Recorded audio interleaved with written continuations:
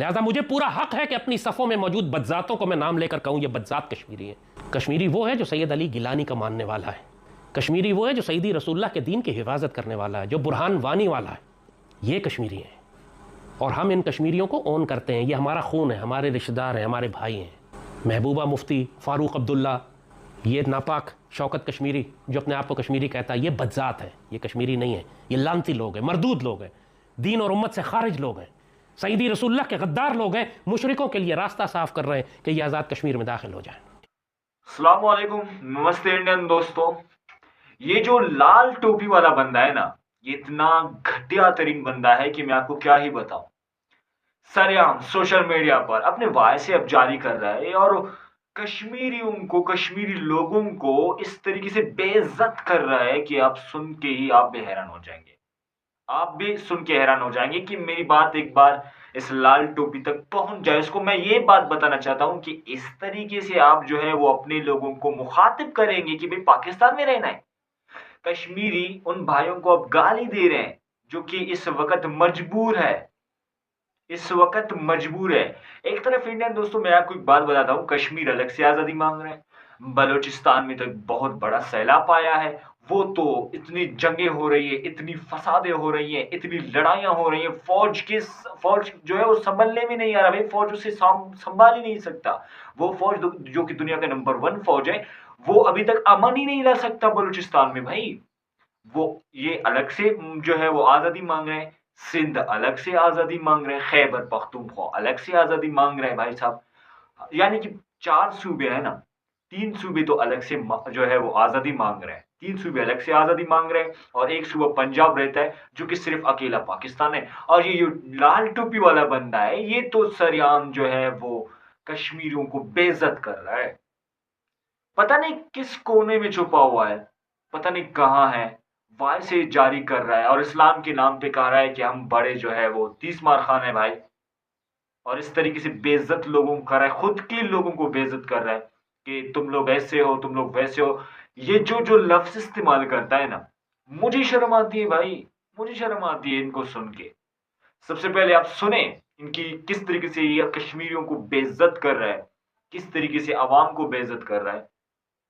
सबसे पहले सुने इंडियन दोस्तों, जो पाकिस्तान हिंदुस्तान से लड़ने की जो है वो कहता है कि हम ताकत रखते हैं, वो खुद चारों चारों कानून से इस वक्त घेरा हुआ है और हर सूबा अलग से आजादी मांग रहे हैं। और ऐसे लोग टोपी उठाकर बैठ जाते हैं और लोगों को बेइज्जत करते हैं। सबसे पहले सुने इसकी बात, आपते हैं उनकी जो है वो बातों पर हम। यदि रसूलुल्लाह की उम्मत को फाड़ने और तबाह करने के लिए कुफ्फार और मुशरिकीन की साजिश है। ये भड़काते हैं एक कौम को कि तुमको दूसरी कौमें तुम पर जुल्म कर रही हैं। महारंग लांगों को भड़काया, बीएलए को भड़काया कि पाकिस्तान तुम पर जुल्म कर रहा है। मंजूर खिंजीर को भड़काया कि पाकिस्तान पश्तूनों पर जुल्म कर रहा है।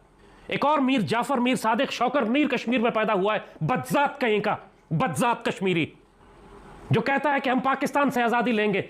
हम पर जुल्म हो रहा है कश्मीरियों पर। ये कर क्या सिर्फ रहे हैं उसी लॉरेंस ऑफ अरेबिया की तरह, शरीफ मक्का की तरह। ये मदीना सानी इस पाक सरजमीन को अंदर से फाड़ रहे हैं सिर्फ इसलिए कि यहाँ मुशरिकों और यहूदियों और खंजीरों के लिए रास्ता साफ किया जा सके। एक पीटीआई है, सबका एक ही मुतालबा है कि जिस बलूचिस्तान से फौज निकालो, खैबर से फौज निकालो, कश्मीर से फौज निकालो। तो फौज निकालोगे तुम्हारा बाप रोकेगा मुशरिकों को वहां पे आके, तुम्हारा बाप रोकेगा वहां पर आके हिंदुओं को, मुशरिकों को, अफगानियों को, अमरीकियों को, इसराइलियों को। उम्मत की अगर हिफाजत हो रही है तो पाक सरजमीन और पाक फौज की वजह से हो रही है। इन सारे दुश्मनों में तुम एक कदर मुश्तरक देखोगे, चाहे वो गिलगित बल्तिस्तान स्कर्दू के शिया हो जिन्होंने पाक आर्मी पर हमले करके जवानों को जिंदा जलाया, या ये बदजात कश्मीरी हो जिनका ताल्लुक इस खंजीर की जमात से, शौकत मीर से, या मंजूर पिश्तीन के खंजीर हो, या मारंग लांगों के दहशतगर्द बदमाश कमीने सेकुलर लादीन जिक्री कादियानी काफिर, तुम सब एक मुश्तरक बात पाओगे, ये पाक फौज और पाक सरजमीन के परचम के खिलाफ है। कि ये बंदा अपने आप को फरिश्ता समझता है, अनाउज़ बिल्ला, खुदा ना खास्ता, अल्लाह माफ़ करे, ये कोई नबूवत का दावेदार है या ये खुदाई का दावेदार है या कोई झूठा खुदा बन बैठा है। ये किस चीज़ का दावेदार है? अब आप ज़रा सोचें कि ऐसे लोग, पुरअमन लोग जो सिर्फ अपने हकूक़ मांग रहे हैं, आप उनको उनकी फहरिस्त में डाल रहे हैं जहाँ पे आपने बीएलए को भी किया हुआ है, टीटीपी को भी किया हुआ है, फलां को भी किया हुआ है, फलां को भी, वहाँ पे आप इनको डाल रहे हैं। अब आलमी सतह पे क्या इमेज आएगा?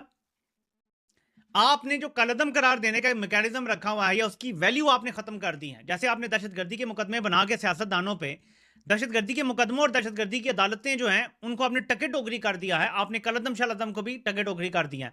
अब बीएलए और ये जॉइंट एक्शन कमेटी जो आज़ाद कश्मीर की है उनको आपने एक साथ में खड़ा कर दिया है। तुम अपनी बका चाहते हो तो पाकिस्तान और उम्मत मुस्लिमा तुम्हारी ताकत है। तुम जितने छोटी छोटी कौमियतों में अपने आप को तकसीम करते जाओगे जलील होते जाओगे। पाकिस्तान मुसलमानों का मुल्क है।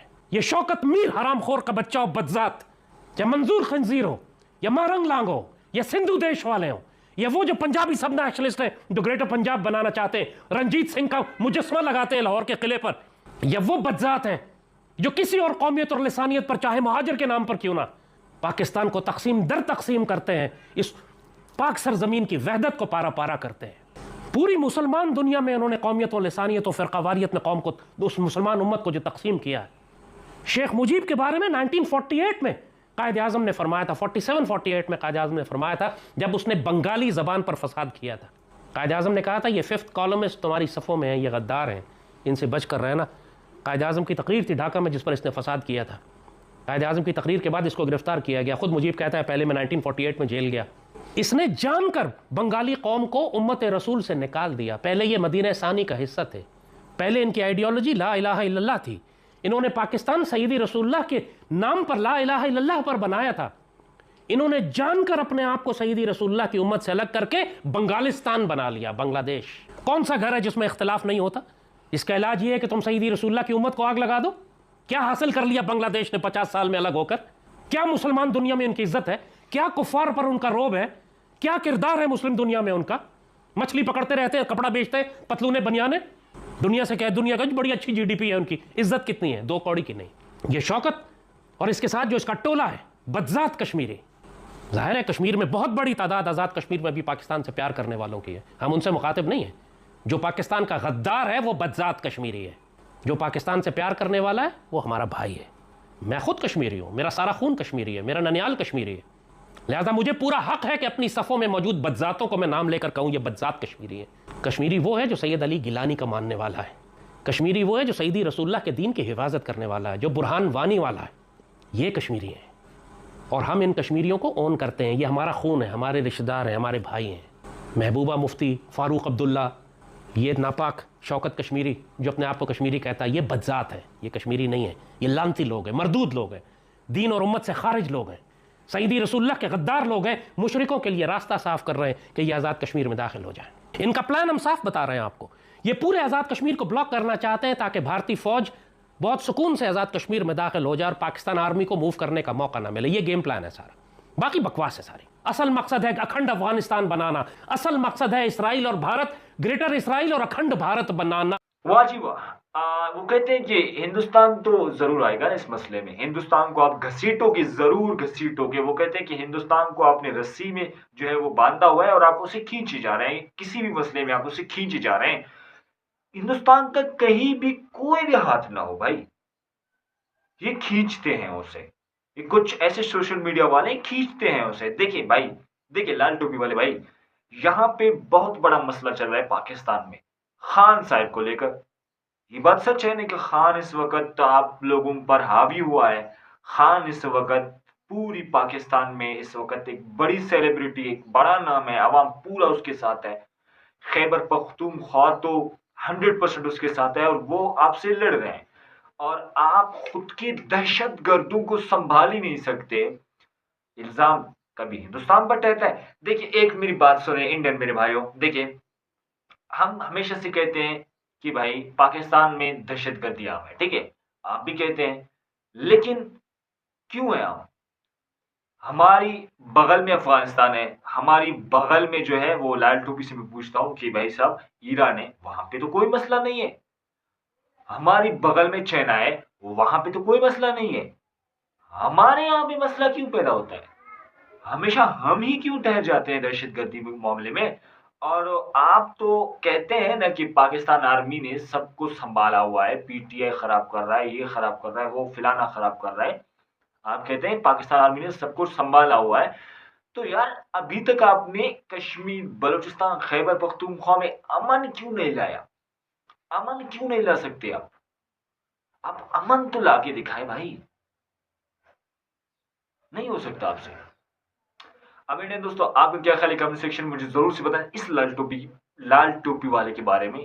ये जो इस वक्त कश्मीरियों को भड़का रहा है, एकदम से मतलब गलीज कह रहा है, पता नहीं क्या क्या अल्फाज इस्तेमाल कर रहा है ये बंदा।